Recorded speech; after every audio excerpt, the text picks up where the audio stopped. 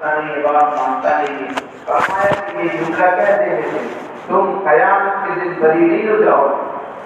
حضرت نوح علیہ السلام اپنے قوم کو 950 سال تک سمجھاتے ہیں اور تم 4 مرتبہ کہہ کر کے سوچ رہے ہو کہ ہم اپنی ذمہ داری سے سبکدوش ہو گئے۔ ہرگز سبکدوش نہیں ہو سکتے، قیامت کے دن جواب دینا پڑے گا۔ فرمایا دنیا کے اندر جس طرح کوئی بچہ اگر آگ کی طرف جا رہا ہے تو ماں باپ کیا کرتے؟ بیٹھے رہتے ہیں، بیٹا جانی جو آگ جلتا ہے جلا دے گا، بولتے ہیں یا کہیں نصیحت کرتے رہتے بیٹھے نہیں۔ ماں باپ پہلے جاتے ہیں بچے کو ہاتھ کو پکڑ کر کے پہلے کھینچ کر آگ سے دور کرتے ہیں، بعد میں نصیحت کرتے ہیں بیٹا جلا دے گا، یہ ہو جائے گا، نقصان پہنچا دے گا۔ پہلا کام ہے ہاتھ پکڑ کر کھینچ کر اس کو دور کرنا۔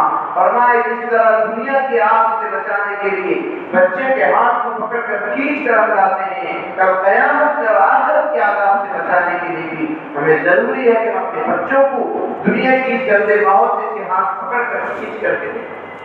صرف زبانی جمع کر کے کہہ دینا ہوتا بچہ بات مانتا ہی نہیں، قیامت کے دن یہ کہہ کر کے ہم اللہ تعالیٰ کی ایسی گفتگو نہیں ہو سکتی۔ بچہ بات مانتا نہیں کیا؟ جب دنیا میں بچہ نہیں مانتا آپ کی طرف اللہ ہاتھ پکڑ کر پلاتے ہیں، تو جب دین کا معاملہ آتا ہے، دین کا نقصان ہوتا ہے، ہم بچوں کا ہاتھ پکڑ تو نہیں جائیں۔ باپ مسجد کی طرف، بیٹا سر محال کی طرف، باپ مسجد کی طرف، بیٹا سلاد خانے کی طرف، کیا پڑے؟ قیامت کے دن جواب دینا پڑے گا۔ کلکم راع وکلکم مسئول عن رعیتہ، تم میں سے ہر ایک ذمہ دار ہے اور قیامت کے دن ہر ذمہ دار سے اپنے ماتحتوں کے بارے میں، اپنے رعایا کے بارے میں سوال کیا۔ اگر دکان کا کوئی مالک ہے اور اس دکان کا کوئی سیلس مین نماز نہیں پڑھتا ہے، قیامت کے دن اس مالک سے سوال کیا جائے گا تیرا سیلس مین نماز کیوں نہیں پڑھتا؟ یہ تیرے انڈر میں تھا، یہ تیرے ماتحت میں تھا، تو نے کیوں اس کو نماز کی تلقین نہیں کی؟ قیامت کے دن جواب دینا پڑے گا۔ یہ نہ سوچے کہ ہم بچ گئے کیا۔ میرے دوستو، یہ ضروری ہے آج ہم اپنے بچوں کے دینی تربیت کے نہ کرنے کی وجہ سے دنیا دنیا دنیا، خدا ہم دنیا کمانے سے منع نہیں کرتے، ہم دنیا بھی پڑھانے سے منع نہیں کرتے۔ ہم چاہتے ہیں کہ ہمارے بچے، ہمارے لڑکے، مسلمان بچے ڈاکٹر بنے، انجینئر بنے، لائر بنے، کوئی بنا نہیں، لیکن مسلمان بھی تو بنے۔ خدا پہلے مسلمان بنا دو، فاؤنڈیشن مضبوط کر دیں، پھر ہم اسے جو بھی بنائیں گے، جس راستے میں چڑھیں گے، چھوڑیں گے، جس راستے میں ہو جائے گا وہ مسلمان رہے گا۔ پہلے اس کا مذہب ہوگا، اسلام ہوگا، پھر وہ کسی چیز کو کر سکے گا۔ جہاں دین کا مسئلہ ہے پھر وہ کسی کمپرومائز کے تیار نہیں ہوگا۔ دین کے اندر کسی قسم کی کمپرومائز مسالات نہیں۔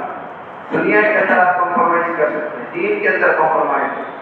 ہم لوگ بیان انسانیت کا کام کرتے ہیں۔ حضرت مولانا بلال عبدالحی حسنی ندوی صاحب بتاتے ہیں، جو اس وقت ندوۃ العلماء کے ناظر میں سوشل ورک ہے، تو وہ فرماتے ہیں کہ بھائی یہ کام بہت اچھا کام ہے لیکن بہت باریک کام ہے، کہیں اس میں پڑھ کر کے آپ اپنے ایمان کا سودا نہ کر دیں۔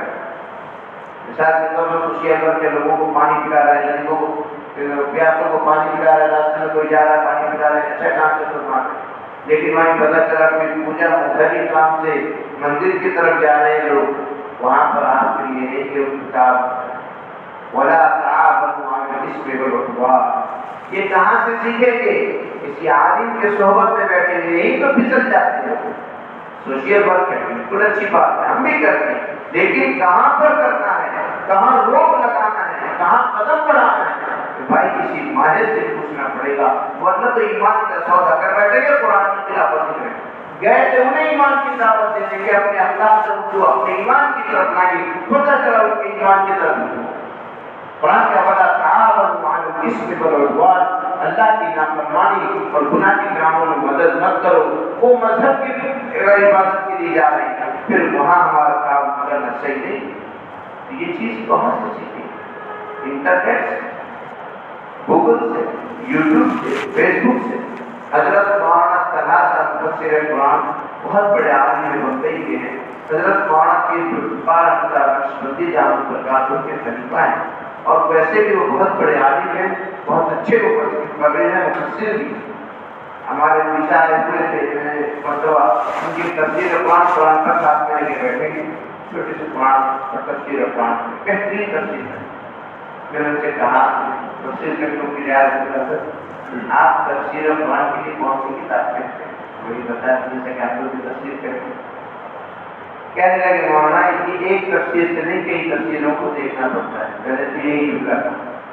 پھر کہنے لگے مولانا جتنی تفسیر آپ دیکھتے ہیں بغیر کسی اللہ والوں کی جھوٹی سے دیکھی ہوئی یہ نعمت حاصل نہیں. اتنا بڑا مفسر قرآن جن کی تفسیر بہت مشہور ہے، لیکن کیا کہتے ہیں کسی بڑوں کے یہاں جب تک جھوٹا سیدھا نہیں کیا جائے تب تک جو ہے میرے دوستوں وہ کیا ہے ہم بغیر جھوٹا سیدھا کیے کہ حاصل نہیں ہو سکتے. تو اسی طریقے سے میرے محترم دوستوں جب تک ہم کسی اللہ والوں کے یہاں اپنے آپ کو سپرد نہیں کریں گے، اپنے آپ کو چھپائیں گے نہیں تو ہم فائدہ نہیں اٹھا سکتے. اس لیے اللہ تعالیٰ نے اتقوا اللہ، اللہ سے ڈرو، وکونوا مع الصادقین، اور سچے لوگوں کے ساتھ. اللہ تعالیٰ ہمیں سچے لوگوں کی معیت نصیب فرمائے. وآخر دعوانا الحمدللہ.